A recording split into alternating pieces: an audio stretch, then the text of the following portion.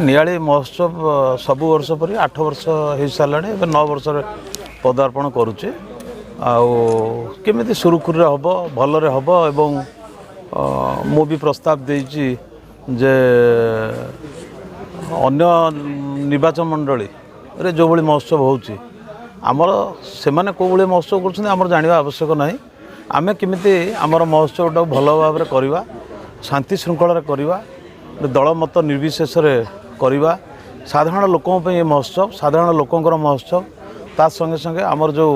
मठ बाड़ी मंदिर अच्छी प्राचीन नदी अच्छी ये सबूर केमी उन्नतीकरण हो पार से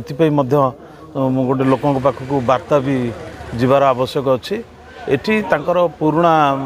बाइल अनुसार जी विधायक थे सभापति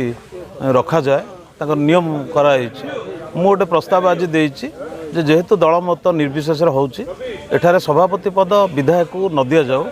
जड़े जो जी राजनीति न करुच्ची जड़े वरिष्ठ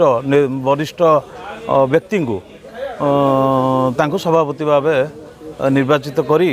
किंबा समस्त पाखरु मतामत नहीं सभापति करा जाऊ